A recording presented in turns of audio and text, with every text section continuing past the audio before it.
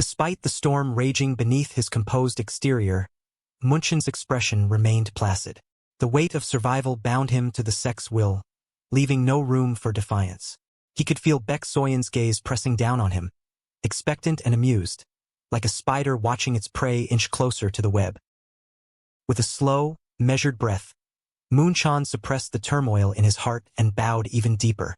His voice, calm and obedient, carried the hollow acceptance of one who had long abandoned the luxury of choice. A faint smile curled on Baek Soyan's lips, cold, satisfied, and utterly devoid of warmth. The poison of her words had already seeped into his veins, binding him further to the sect's twisted machinations. Hikuun approached with steady steps, his gaze fixed on the strategist who stood overlooking the orderly formations of troops below. The faint rustle of wind carried the distant murmur of soldiers preparing for the march, the air thick with tension. Cheng-sik, the strategist, turned at the sound of footsteps, his composed demeanor belying the weariness in his eyes. He had ascended to the vantage point to double-check the troop formations, his sharp mind working tirelessly to ensure that not a single gap or flaw would go unnoticed. Hikuun acknowledged his dedication with a quiet nod, his voice low and measured. The hurried mobilization of over 2,000 soldiers in mere days was no small feat, yet Cheng-sik deflected the praise, attributing their success to Hikuun's swift and decisive leadership. The two men stood in shared silence for a moment, the weight of their responsibilities pressing heavily on their shoulders. Though their words were few, the mutual understanding between them spoke volumes. Yet a flicker of curiosity crossed Hikuun's eyes. With a subtle shift in tone, he inquired about the meeting between the alliance leader and the Kunlun disciples, a crucial alliance that could tip the scales in the coming battle. Cheng-sik's brow furrowed, his worry thinly veiled beneath his composed exterior. Time was a merciless enemy, and the uncertain fate of the two Taoists loomed like a shadow over their plans.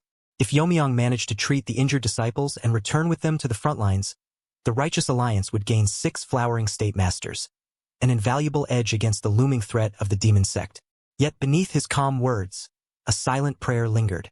The strategist could only hope that fate would grant them that slim advantage before the storm of battle broke upon them. Cheng-sik's sharp gaze fixed on the distant horizon, his mind entangled in deep contemplation.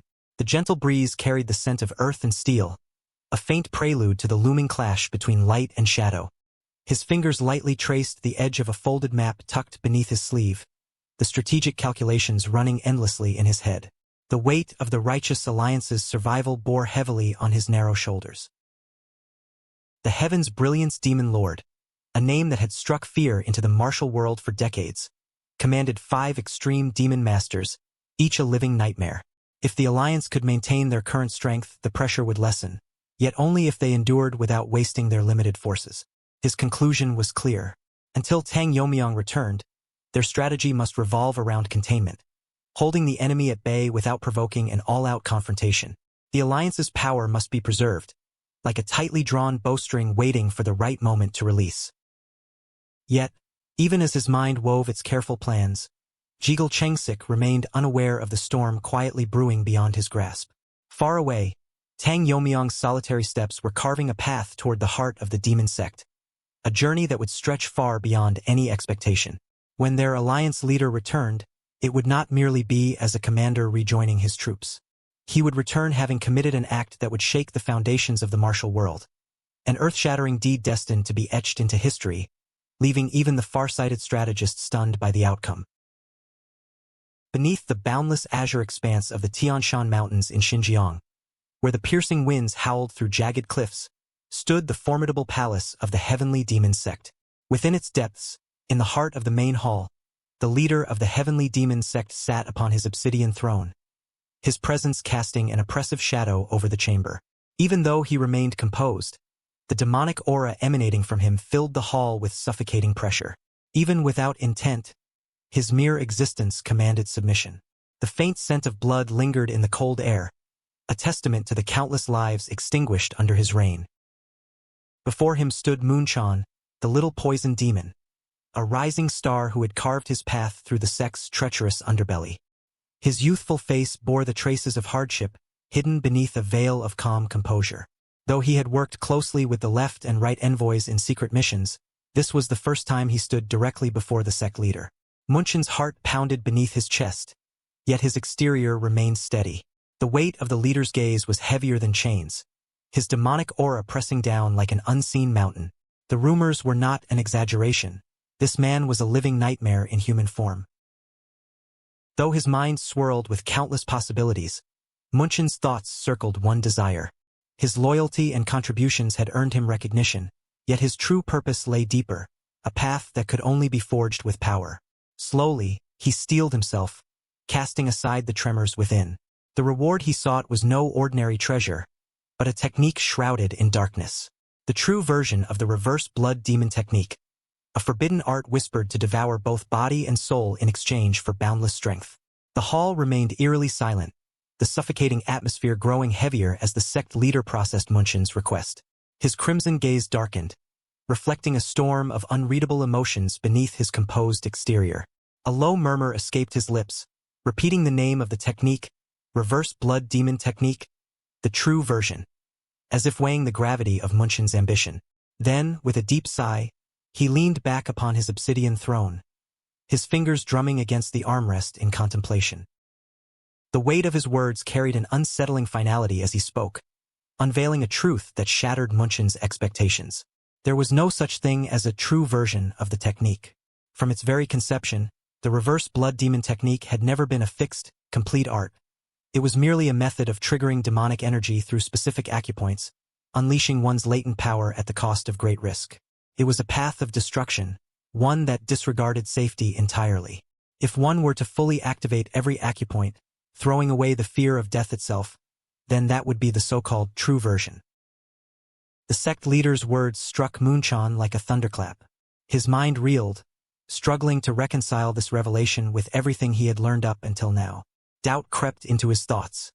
Had he been chasing a shadow, seeking an illusion that never existed?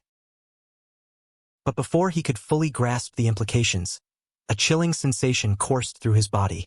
In the next instant, his limbs stiffened, his breath hitched, and an overwhelming force seized control of him. A sudden paralysis, not of his own will. His body refused to move. A wave of bewilderment surged through him. His instincts screamed, but his body remained frozen as though bound by invisible chains. Panic flashed through his eyes. This was no ordinary suppression. This was something beyond his comprehension. Then realization dawned upon him. Was this the technique that Lord Demon had mastered? The very force that the heavenly demon himself had spoken of?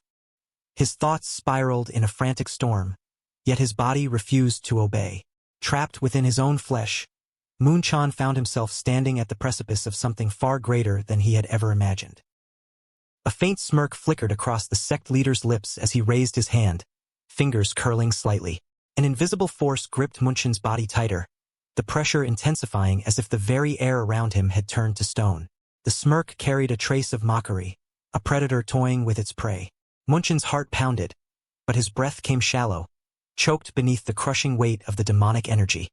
His limbs trembled, not from fear, but from the sheer force pressing upon him. The sect leader's voice, calm yet laced with amusement, echoed through the chamber. This demonstration was no mere cruelty. It was a lesson etched into Munchan's very flesh. The technique that bound him was none other than the heavenly demon technique, the ultimate art of the sect, an ability that granted dominion over all demonic energy within range. The sect leader's power extended not only to his own body, but to every disciple who carried the mark of demonic energy within the sect. Those bound to the sect's teachings lived and died by his will alone. Yet there had been one who defied this rule, the immortal demon, a being who had once walked the same path Munchan now sought, a monster who had wielded boundless regenerative power, unshackled from the sect leader's control. The immortal demon had been driven into a berserker state through the very same technique that bound Munchan now, but instead of breaking, his body had endured, devouring the backlash and erupting with unrestrained power. The sect leader's crimson eyes flickered with a distant recollection as he recounted the truth behind the immortal demon's end. In the end, the very gift that had granted him immortality had become his downfall. By pushing the reverse blood demon technique to its utmost limit, the immortal demon had unleashed his latent power, but his own regenerative abilities had spiraled out of control. His flesh, unable to stop regenerating, had torn itself apart from within, leaving behind only a self-destructive husk. The sect leader's words carried a chilling certainty. If Moonchon sought the power of the immortal demon, he would have to tread the same path. A gamble where life and death balanced upon a razor's edge. The latent power hidden within the immortal demon technique would be his only shield, but without mastery, it would only hasten his demise.